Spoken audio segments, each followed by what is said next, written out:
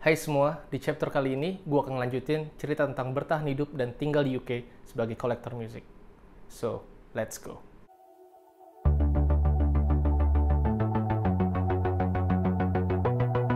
Sewaktu musim dingin di London, setiap bangun tidur, gue selalu ngecek perakiraan cuaca di HP. Wes, paling seneng kalau udah nggak hujan. Ya, walaupun ada matahari, tetap aja sih suhunya sekitar 0-7 derajat. Masih tetap dingin. Mager bener emang kalau udah musim dingin begini. Apalagi kalau gue ada kelas jam 8 pagi. Udah berasa kelas malam, men. Gue berangkat gelap-gelapan. Beberapa kali, gue kepedean ketika gue ngeliat perakiraan cuaca di HP. Gue pikir masih anget. Akhirnya gue dress up, cuma pakai jaket, dalamannya jumper sama kaos doang. Nah udah pede-pede, pas keluar rumah, gile, kabutnya tebel mampus. Nah ini yang sering kejadian ketika winter. Jadi nggak jamin walaupun ada matahari. Tetap aja dingin, dan trotoar jalan makin licin. Biasanya, sebelum kelas dimulai, tempat yang paling sering gue samperin itu adalah perpustakaan. Karena, pertama, udah anget, soalnya electric fire udah nyala dari pagi. Yang kedua, gue selalu update buku-buku ilmu pengetahuan dari semua jurusan, termasuk jurnalistik, desain, atau buku-buku tentang planet. Pokoknya apapun itu gue baca buat nambah-nambah wawasan. Dan udah pasti, gue juga update tentang majalah musik atau buku-buku musik. Salah satunya buku-buku Oasis. Lengkap bener boy kampus gue. Waktu itu pernah gue lagi asik-asiknya nih ngaso di perpus. Tiba-tiba alarm bunyi kenceng banget. Orang-orang langsung sigap, nggak panik. Mereka langsung keluar gedung, nggak pakai banyak cincong. Ternyata gue lihat ada salah satu ruangan yang ngeluarin asap. Mungkin ada salah satu yang kebakar. Cuman ya gue nggak tahu juga apaan. Setelah di masa-masa keuangan gue udah mulai membaik, barang-barang gue udah laku kejual, gue udah bisa mulai deh tuh keluar-keluar lagi. Nah, setiap gue ke Tesco di Finchley Central, pasti gue sempetin untuk ngeliat iklan-iklan di board deket Tesco. Nah, waktu itu ada yang jual VW harganya sekitar 20 jutaan, men. Gila, godaan emang gak pernah kelar, men. Apalagi kalau pas lagi ada doku. Sampai yang tadinya gue ngirit beli makanan di zaman-zamannya kere, ini pas gue ke Tesco, gue laga-lagaan beli curry rice gitu yang harganya 3 pounds. Dan itu pertama kalinya lagi gue makan nasi setelah gue tinggal di UK. Belum kelar sampai di situ. Gue sampai beli hal-hal yang belum pernah gue beli sebelumnya. Contohnya kayak coklat Kinder atau Doritos. Pokoknya treat yourself banget deh pada saat itu. Selain makanan, dunia perkonseran gue udah mulai normal lagi. Waktu itu gue diajak sama temen gue buat nonton gig di Roundhouse London. Ini dia tiketnya. Harganya cuma 8 pounds. Dan pintu dibuka jam 4. Jadi gue pikir, gila ini pasti line up-nya bagus-bagus nih. Jadi ya gue nggak pakai pikir-pikir, yang penting gue beli aja cuma 8 pounds juga. Ternyata bener, pas gue sampai sana, itu adalah acara-acaranya band-band indie di London. Dari semua banyak band, gue kecantol sama Fear of Man dan Primitive Parts. Itu mereka keren banget. Ya ini kerennya London, mau gig harganya murah sekalipun, gue pasti bakal nemuin band-band yang musiknya keren. Saking banyaknya gig yang gue tonton pada saat itu, sampailah gue ke daerah Brixton. Niatnya cuma nongkrong di pub doang. Ternyata, pub itu sering ngadain gig.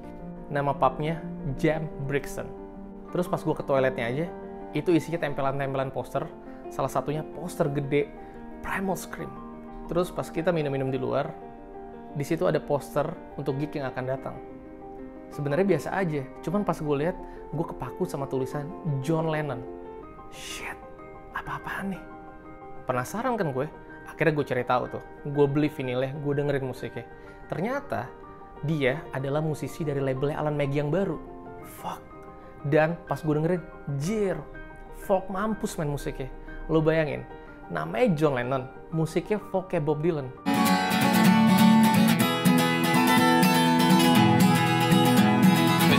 Shows the kids all drinking on the streets. What do they expect from us all shrouded in their feet? The pubs closed, I'm sorry son, there's no time for remorse. But not to worry kids, we will send you on a course. Gokil man. Dan menurut info yang gue denger, katanya nih anak umurnya masih belasan tahun.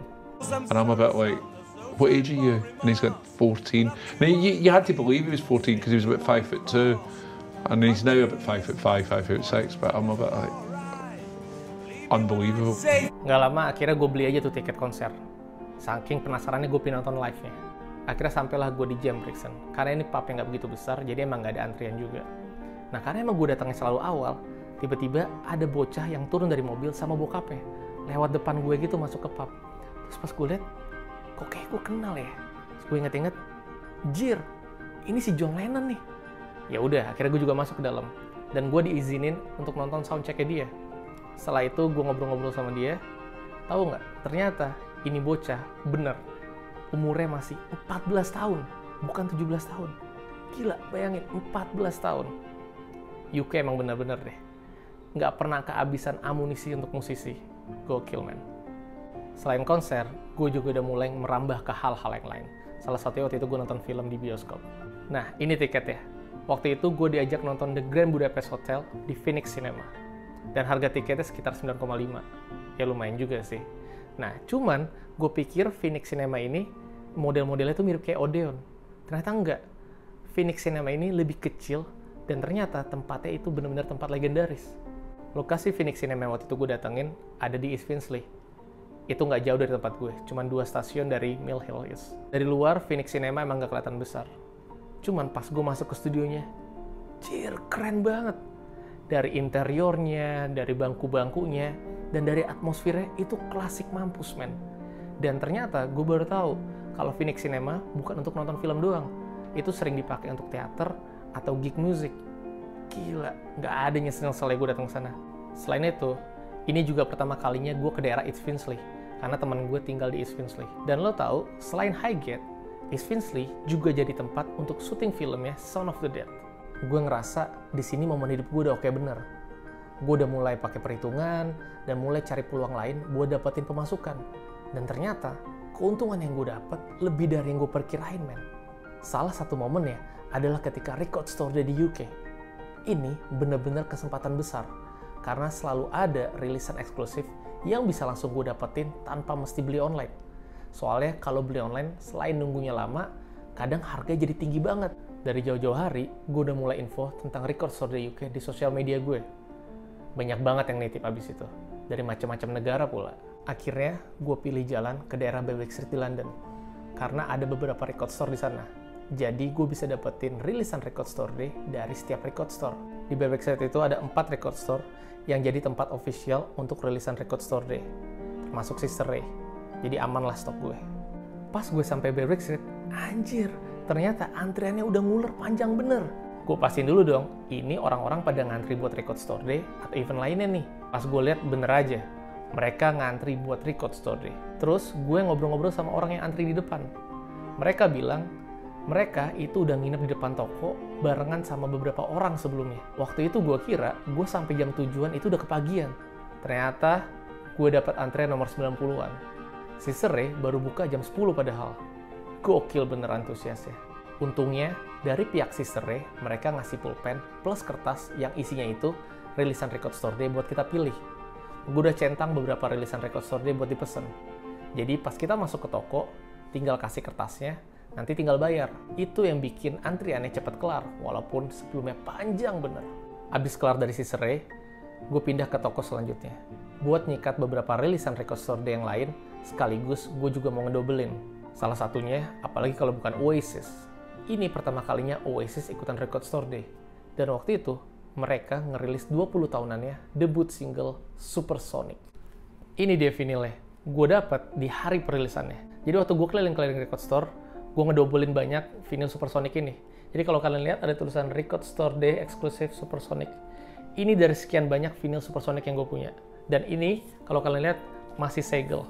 Karena yang segel model begini biasanya bisa gue barter sama barang yang lainnya. Dan selain vinyl Supersonic ini, ada juga rilisan Oasis versus Blur. Bisa aja mereka ngeliat peluangnya.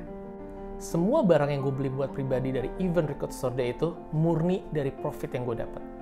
Jadi gue sama sekali nggak keluar uang. Waktu itu lebih malah. Akhirnya gue putusin buat muter-muter semua record store lagi. Dan gue bawa pulang beberapa vinyl waktu itu. Haha, lumayan bener, men. Selain record store yang ada di Berwick Street, nggak jauh dari situ ada Carnaby Street. Dan gue nggak lupa untuk mampir ke sana. Karena di situ ada toko sepatu Size, Labretta, Ben Sherman, sampai Pretty Green. Komplit, men. Seharian itu gue penuhin semua permintaan orang-orang yang mulai nitip dari records sepatu, jaket, dan lain-lain. Untuk Adidas, waktu itu lagi zaman-zamannya Adidas Hamburg dirilis. Jadi pada nitip sama gue. Dari mulai warna navy, merah, kuning, putih, sampai coklat. Belum lagi Adidas-Adidas yang lain. Terus ada juga yang nitip sama gue, jaket, jersey bola, sampai barang-barang second hand yang lain. Malah ada beberapa seller di Indonesia yang jadi reseller gue. Akhirnya setiap minggu minimal gue ngirim 10-15 barang ke setiap reseller. Selain itu ada yang individual juga. Malah mereka nggak kalah jajannya sama para reseller-reseller itu. Jadinya yang tadinya niat gue cuma cari uang buat nutup bayar biaya hidup di London, gue malah kebanjiran orderan dari reseller sampai profit yang melimpah-limpah. Lo bayangin aja, semua kebutuhan hidup gue aman. Dari bayar biaya sewa, belanja mingguan, sampai urusan barang koleksian. Semua kebeli dan kebayar dari bisnis yang gue lakuin. Walaupun model bisnisnya belum sempurna, tapi ini udah ngasih dampak yang sangat luar biasa buat gue. Bukan berarti gampang ngelakuin itu semua. Karena gue masih harus bisa ngebagi waktu. Setiap hari pasti gue sempetin ke post office untuk ngirim barang. Total barang yang gue kirim itu selalu lebih dari 10 kilo. Tangan kanan kiri gue udah penuh banget sama barang-barang. Walaupun setiap hari begini, cuman gue nggak perlu ngeluh. Karena yang penting gue bisa bertahan hidup dulu deh. Nah segini dulu ceritanya. Di chapter selanjutnya, gue akan ceritain ke kalian bagaimana gue mulai jalanin model bisnis baru yang lebih konsisten. Terima kasih banyak sudah menonton. Silahkan subscribe YouTube channel Molekland dan follow Instagram Molekland. I'm Ilham. I'll see you later.